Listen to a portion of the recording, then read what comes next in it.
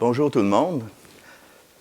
Aujourd'hui encore, on a cette joie de pouvoir se rencontrer et partager ensemble les merveilles de la parole que la liturgie nous propose aujourd'hui en ce 6 mars 2021, en ce beau samedi. Alors, disposons nos cœurs à accueillir la parole et que pendant ce carême, la parole puisse nous aider à vivre ce retour à la maison, c'est-à-dire ce retour dans son cœur. Hein? Parce que c'est là que le Christ veut nous rencontrer, c'est là que toute la Trinité a pris sa place le jour de ton baptême. Alors, réjouissons-nous de pouvoir partager ensemble cette parole qui vivifie, cette parole qui guérit, qui nous relève, et préparons-nous à accueillir la parole de Dieu. Honneur et gloire à toi, Seigneur, Jésus, source d'amour, toi le chemin de vie, le roi de la paix, Jésus, Jésus, Jésus. Le Seigneur soit avec vous. Évangile de Jésus-Christ selon saint Luc. Gloire à toi, Seigneur Jésus. En ce temps-là, les publicains et les pécheurs venaient tous à Jésus pour l'écouter. Les pharisiens et les scribes récriminaient contre lui. Cet homme fait bon accueil aux pécheurs et il mange avec eux. Alors Jésus leur dit cette parabole. Un homme avait 2 fils. Le plus jeune dit à son père, « Père, donne-moi la part de fortune qui me revient. » Et le père leur partagea ses biens. Peu de jours après, le plus jeune rassembla tout ce qu'il avait et il partit pour un pays lointain où il dilapida sa fortune en menant une vie de désordre. Il avait tout dépensé quand une grande famine survint dans ce pays et il commença à se trouver dans le besoin. Il alla s'engager auprès d'un habitant de ce pays qui l'envoya dans ses champs pour garder les porcs. Il aurait bien voulu se remplir le ventre avec les gousses que mangeaient les porcs, mais personne ne lui donnait rien. Alors il rentra en lui-même et se dit, « Combien d'ouvriers de mon père ont du pain en abondance, et moi ici je meurs de faim. Je me lèverai, j'irai vers mon père et je lui dirai, « Père, j'ai péché contre le ciel et contre toi. Je ne suis plus digne d'être appelé ton fils. Traite-moi comme l'un de tes ouvriers. » Il se leva et s'en alla vers son père. Comme il était encore loin, son père l'aperçut et fut saisi de compassion. Il courut se jeter à son cou et le couvrit de baisers. Le fils lui dit, « Père, j'ai péché contre le ciel et envers toi. Je ne suis plus digne d'être appelé ton fils. » Mais le père dit à ses serviteurs, « Vite, apportez le plus beau vêtement pour l'habiller. Mettez-lui une bague au doigt et des sandales aux pieds. Allez chercher le veau gras, tuez-le, mangeons et festoyons, car mon fils que voilà était mort, il est revenu à la vie. Il était perdu, il est retrouvé. » Et ils commencèrent à festoyer. Or, le fils aîné était au champ. Quand il revint et fut près de la maison, il entendit la musique et les danses. Appelant un des serviteurs, il s'informa de ce qui se passait. Celui-ci répondit, « Ton frère est arrivé, et ton père a tué le veau gras, parce qu'il a retrouvé ton frère en bonne santé. » Alors le fils aîné se mit en colère, il refusait d'entrer. Son père sortit le supplier. Mais il répliqua à son père, « Il y a tant d'années que je suis à ton service, sans avoir jamais transgressé tes ordres, et jamais tu ne m'as donné un chevreau pour festoyer avec mes amis. Mais quand ton fils que voilà est revenu après avoir dévoré ton bien avec des prostituées, tu as fait tuer pour lui le veau gras. » Le père répondit, « Toi, mon enfant, tu es toujours avec moi, et tout ce qui est à moi est à toi. » Il fallait festoyer, se réjouir, car ton frère que voilà était mort, il est revenu à la vie. Il était perdu et il est retrouvé. Acclamons la parole de Dieu. Louange à toi, Seigneur Jésus. Honneur et gloire à toi, Seigneur. Jésus, parole de vie. Toi, lumière de ma vie. La joie dans mon cœur. Jésus, Jésus, Jésus.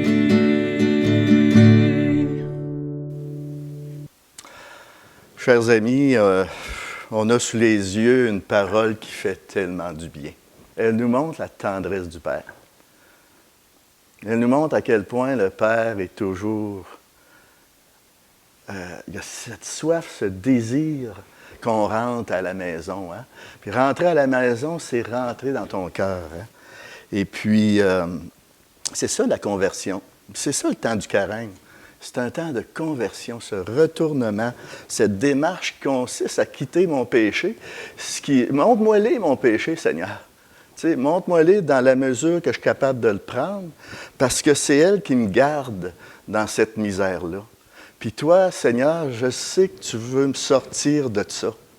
Alors, ça ne se fait pas par mes propres moyens, ça se fait par son action à lui, qui vient se jeter à notre cou, hein, il vient se jeter à ton cou pour te couvrir de baisers. C'est ça qu'on a vu dans cette parole-là. Puis écoute, ça fait peut-être des dizaines de fois que tu l'as entendu, cette parole, puis tu te dis, bon, je la connais, cette parole-là, puis tu sais, c'est beau. Mais accueille-la aujourd'hui comme si c'était la première fois. Puis ça change toute la dynamique parce que le bon Dieu est dans le présent, lui. Il veut accomplir aujourd'hui ce qui a besoin d'être accompli en toi pour te régénérer, pour te refaire. Et c'est ça qu'a fait la parole. Mais elle va le faire dans la mesure que tu te laisses façonner, que tu te laisses pétrir par lui. Parce que lui, il a ce pouvoir-là. Puis toi, tu as un certain pouvoir aussi à exercer, c'est cet accueil. Tout simplement accueillir cet amour-là que le Seigneur veut te combler aujourd'hui. Et puis, être disposé à ça. J'aime tellement la façon que ça commence. Hein? Les publicains, les pécheurs venaient tous à Jésus pour l'écouter. Hey, c'est toutes nous autres, ça. Hein? Alors, on va juste regarder quelques pistes. Je vais essayer de faire ça vite parce que c'est une parole tellement remplie de richesse. C'est un trésor, cette parole-là. Puis c'est pour ça que je vous invite à revenir aujourd'hui ou durant le temps du carême même, à venir la méditer, vous nourrir de cette parole-là parce que il veut accomplir ce pourquoi elle t'est donnée aujourd'hui. Hein? Alors, il faut y revenir, puis l'accueillir dans la prière, puis l'accueillir pour qu'elle fasse son œuvre. Alors, on voit que deux fils, puis on peut se reconnaître dans l'un des deux. Pour certains temps, on est le fils cadet, d'autres moments, on est le fils aîné. Puis, on peut s'apercevoir que c'est triste quand même parce que le fils cadet, il demande la part de sa fortune. Puis habituellement, un héritage, on reçoit ça quand ton père est mort. Ça se pourrait-tu que pour lui, le père est mort? Tu sais, c'est quand même quelque chose d'entendre ça. Je veux ma part d'héritage, je veux lever les pattes. Je me plais plus, je ne me plais plus avec toi. Alors, ça doit être une tristesse pour un père. Alors, mais moi, je vais juste insister sur un petit bout. Lorsque son père est venu se jeter à son cou, et puis là, le fils prodigue, il commence sa confession, mais moi, j'imagine qu'il n'a pas dû le laisser finir.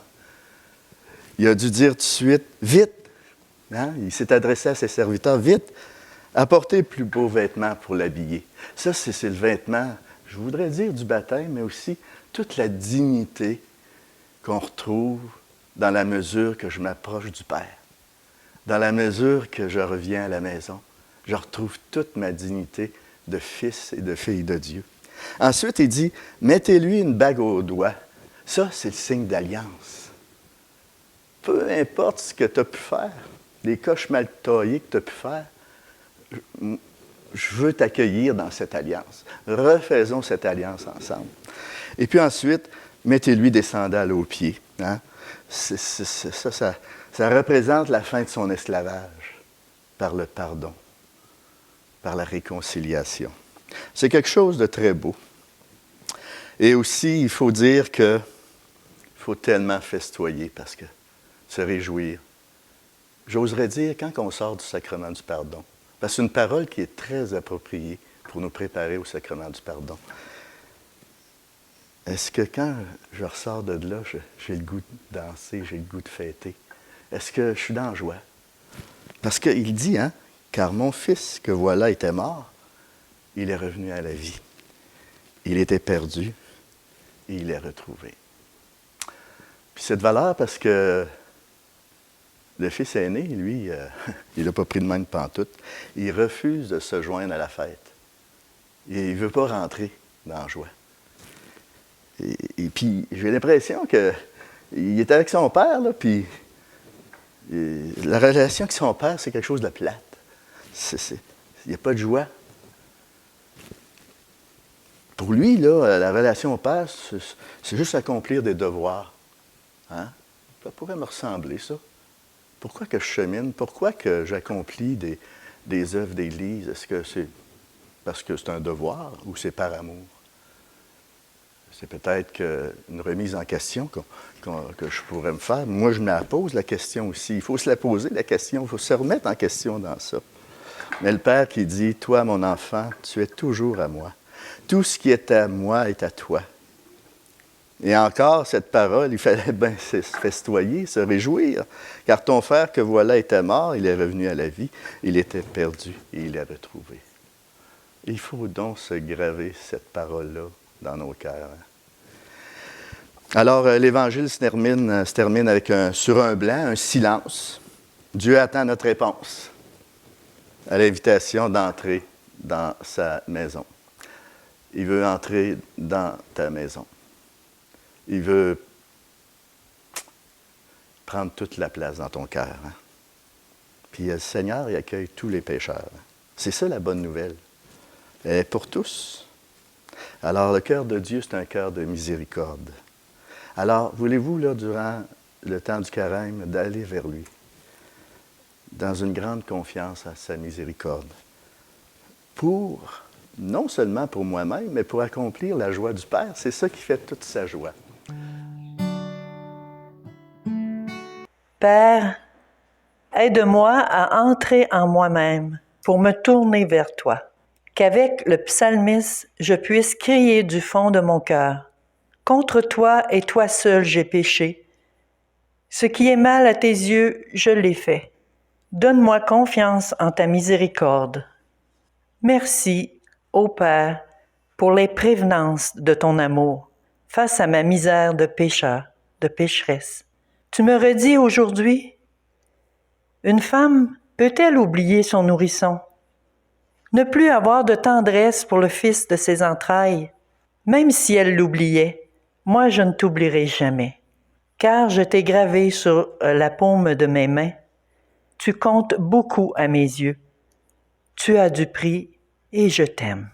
Père, aide-moi à découvrir ce qui en moi ressemble à l'attitude du fils aîné, ce qui tient de l'orgueil, de l'attitude hautaine, de l'indifférence, de la rancune, de la jalousie ou de la malveillance. Viens guérir mon cœur de toute suffisance qui me rend aveugle et sourde envers toi et envers les autres. Amen. Alors, frères et sœurs, après ce beau partage qu'on a vécu ensemble, je vous bénis.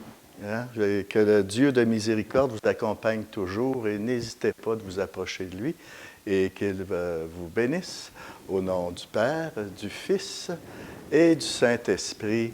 Amen. Bonne journée.